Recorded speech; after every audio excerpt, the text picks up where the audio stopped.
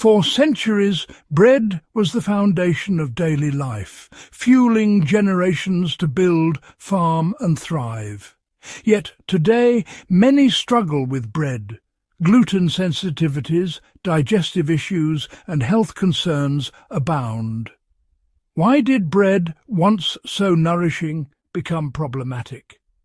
What changed between then and now? The answer lies in forgotten wisdom and lost techniques.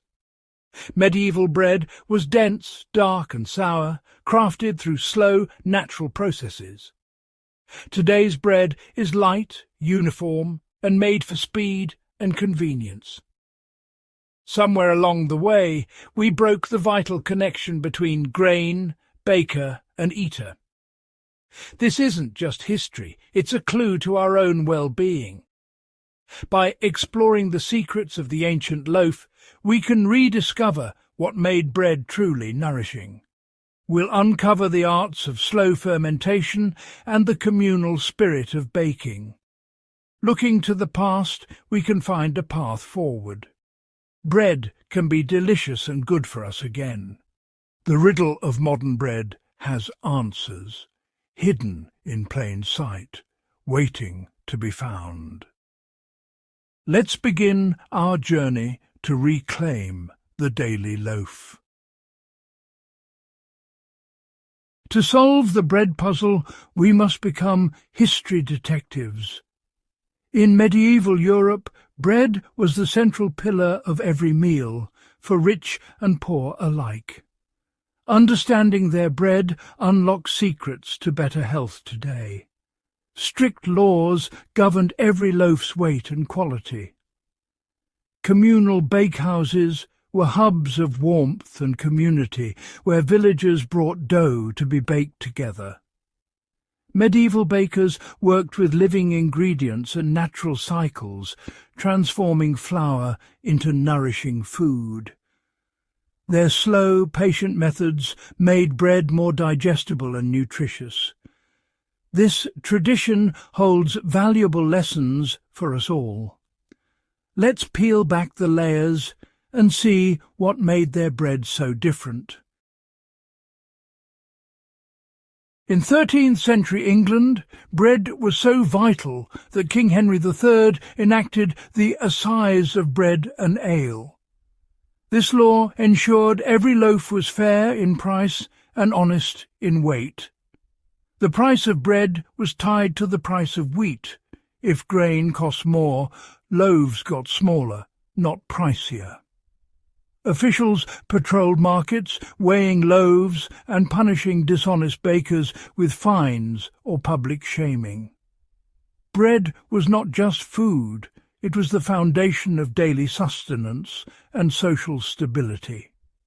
The Assize created accountability, protecting the public's trust in their most basic food. This level of care and regulation is rare today. Medieval society understood that bread's integrity was essential for everyone's well-being. By protecting the loaf, they protected the people. The Assize reminds us bread was once a matter of public trust, not just commerce. This foundation of honesty and quality is a lesson worth remembering. The story of bread is about more than baking. It's about community and fairness.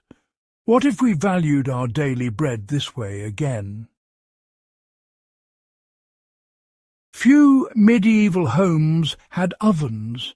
Instead, villages shared a communal bakehouse. On baking days, families brought their dough to be baked by the village baker, a respected figure. The bakehouse was a place of warmth, chatter, and shared purpose. Sourdough starters, not commercial yeast, made the bread rise. These living cultures of wild yeast and bacteria were passed down through generations. The dough fermented slowly, often for a day or more, allowing natural processes to work their magic. This slow fermentation was essential, transforming the dough into something deeply nourishing.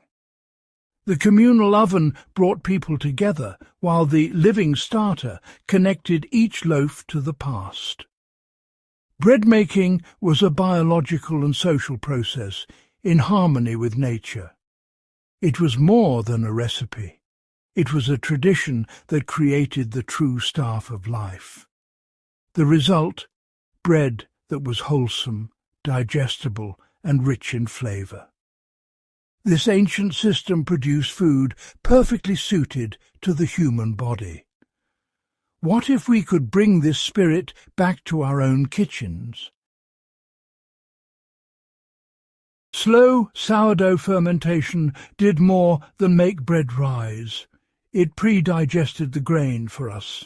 Flour contains anti-nutrients like phytic acid, which block mineral absorption. During long fermentation, beneficial bacteria break down phytic acid, unlocking vital minerals. The result? Bread that's more nutritious and easier to digest. Gluten, too, is partially broken down, making it gentler on the digestive system. This may explain why our ancestors thrived on bread, despite eating more of it than we do. Slow fermentation also lowers the bread's glycemic index, providing steady energy. Medieval bread was perfect fuel for hard work, nutritious, sustaining, and easy on the body. The slow magic of fermentation created a food that nourished deeply. Modern bread, made in haste, misses out on these benefits. The secret is time, something we can reclaim. For centuries, bread-making changed little until the 1960s. The Chorleywood Bread Process revolutionized baking, making bread faster and cheaper. High-speed mixing replaced slow fermentation, slashing baking time from a day to hours. Chemical additives, hard fats, and extra gluten were added to withstand industrial mixing. Sourdough starters were abandoned for commercial yeast, losing the benefits of slow fermentation. The result? Soft, uniform, long-lasting bread, but nutritionally diminished. Valuable minerals stayed locked in, gluten remained complex, and digestibility suffered. The focus shifted from nourishment to efficiency and profit. Bread became a factory product, engineered for speed, not health. In the rush for convenience, we left much of bread's goodness behind. The story isn't just about baking, it's about the wheat itself. Ancient grains like einkorn and spelt were tall, diverse and rich in nutrients. The Green Revolution brought high-yield dwarf wheat, boosting productivity but diluting nutrition. Modern wheat contains less zinc, iron and magnesium than its ancestors. The bread of today starts with less nourishment in the grain itself. Combined with rapid industrial baking, this creates bread that's doubly impoverished. We prioritize quantity over quality, from field to factory. The ancient grain, once a nutritional powerhouse, became a commodity. To reclaim real bread, we must look to the grain as well as the process. Medieval bread offers a blueprint for healthier eating today. The first step: seek out real sourdough, made with just flour, water and salt. Avoid breads with commercial yeast, preservatives or additives. These are products of modern industry. True sourdough has a thick crust, open crumb, and tangy flavour from slow fermentation. For the adventurous, bake your own. Nurture a starter, use stone ground or ancient grains. Making bread at home reconnects us to tradition and the magic of transformation. By choosing slow methods and better ingredients, we reclaim what was lost. Bread can nourish, not just fill. Whether from an artisan baker or your own oven, the key is time and care. Let's bring back bread that's truly good for us. The journey starts with a single loaf. Gap 2. If you enjoyed unravelling the story of bread with us, there's so much more history to explore together.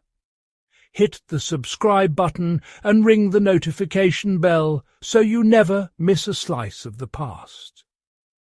We dive deep into the foods, traditions and mysteries that shaped our world, one episode at a time. Your support helps us bring more fascinating stories to your screen. Join our community of curious minds, subscribe now, and let's keep discovering history one bite at a time. The journey of bread, from medieval bakehouse to supermarket shelf, teaches us that faster isn't always better.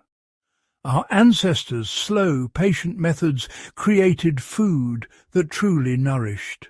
The riddle, why bread now causes problems, finds its answer in lost wisdom and changed grain.